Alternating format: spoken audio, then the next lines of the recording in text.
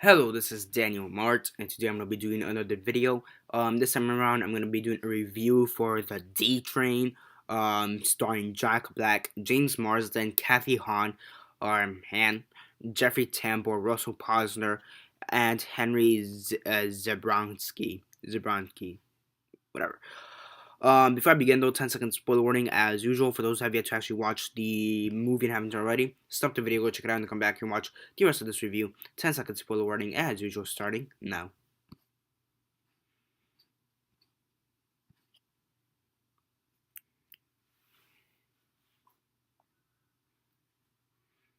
Okay, so 10 seconds are up. So for those that have yet to actually watch the movie and haven't already, please don't comment down below or be messaging me that I never gave you a fair warning, because as usual, I did. So the D Train, as usual, quick synopsis, likes and dislikes, and then the rate. So in this movie, you have Jack Black, who plays this guy called Landman, and he's trying to get the most popular kid in school back to the high school to the 20th anniversary high school reunion. The most popular kid in school in this case is called Oliver Lawless, and it's portrayed by James Marsden. He goes from he goes to LA to meet this Oliver guy, and he lies to his boss and his wife, saying that there's this huge business deal that's going on. The boss hears this, and the boss decides to go to LA as well.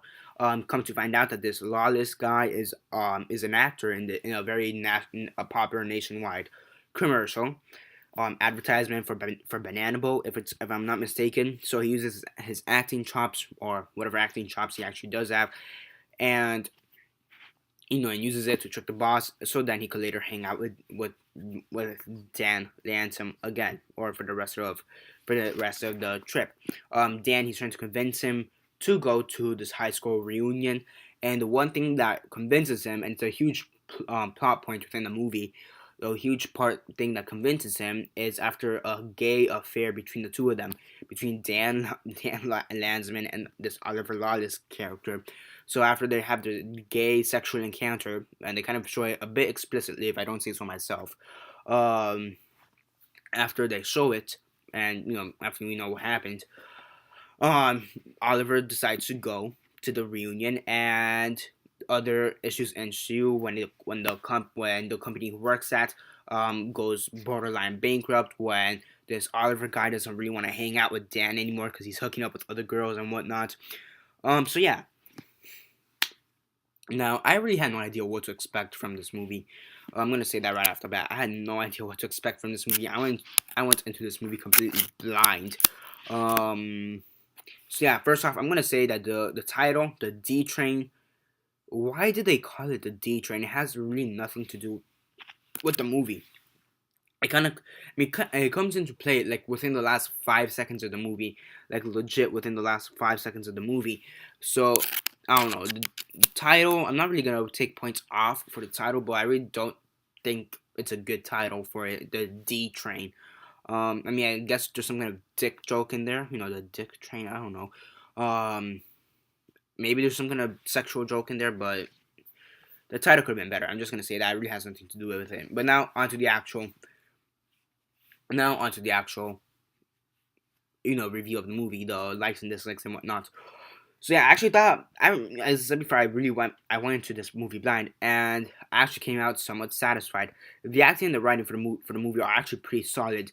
I think one of the best scenes, which is towards the end of the movie, where you have this Oliver Lawless, and since everybody kind of loved him, everybody, like, how do I say, everybody kind of thought this guy as a god. Everybody put him on a pedestal. Thought he was one of the most gracious, amazing people ever. And at the end of the day, he says that he's really no one. He's just a spokesman for a bunch of bananas or banana boats. That he does drugs. He's gay or bisexual, whatever. If anything, everybody else in his class became more successful than him. He gets onto one. He just happens to be on one commercial, and everybody goes nuts. Um, so I think that was a pretty touching scene. And it's very unusual for the hero character, the person that everybody perceives as the hero. stating his flaws or her flaws. It's really rare to see that in a movie. So I really did enjoy the fact that this guy says, I'm really nobody. Everybody says I'm somebody, but I'm really just a no one. Piece of shit fuck up who's probably gonna die within a week due to ODing or something. So yeah, now the whole now Jack Black after the sexual relationship was just that was actually pretty funny. After the weird gay affair, it was pretty funny because you have Jack Black basically asking himself, did he actually enjoy it? Actually having a dick up his ass. Did he enjoy it? And there were some comedic scenes within that. A few comedic scenes. Now there are a few. It is made to seem like a comedy drama, and it's not really a drama, but it's not really a comedy. It's kind of within that gray area because there are jokes that are pretty funny, but then there's a bunch of jokes that also do fall flat. There are a lot of dramatic moments that are pretty good, but a few other dramatic moments that are kind of turned into a bit comedic at times. So it's within a weird mix. Again, the acting is pretty good, pretty really well done in my opinion. So is the acting, the writing, I think are really well done in my opinion. Could have been improved at times. Sometimes due to the direction or just the scene itself not being as dramatic or comedic as it should have been as originally intended. However, overall, it's still a pretty good movie. Do check it out if you haven't already. On a scale of 1 to 10, 1 being the worst, 10 being the best, and 6 being decent, I'd give it a 7.5 out of 10. It's a pretty good movie. If you haven't checked that out already, do check it out. And yeah, it's not your typical James Marsden role or Jack Black role, because Jack Black, I mean, we normally see him as this hyperactive guy, a comedic guy, and here he's kind of toned down a bit with this dramatic role.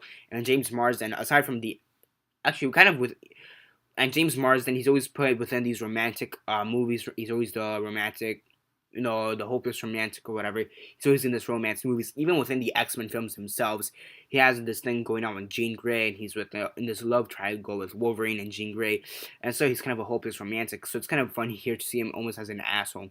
He plays an asshole, very well done.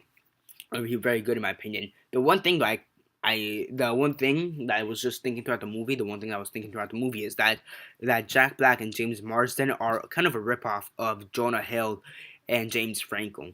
And I really don't like Jonah Hill that much to begin with as an actor. I think he's a bit overrated, to say the least. But that's really what I was thinking, that he's kind of a ripoff of Jonah Hill, and James Marsden is a ripoff of James Franco. Well, aside from that, that's basically it for this review. Again, 7.5 out of 10 is what I'd give this movie. And yeah, that's basically it for this review. Subscribe if you're not already subscribed. I do movie reviews, TV show reviews, and comic book reviews.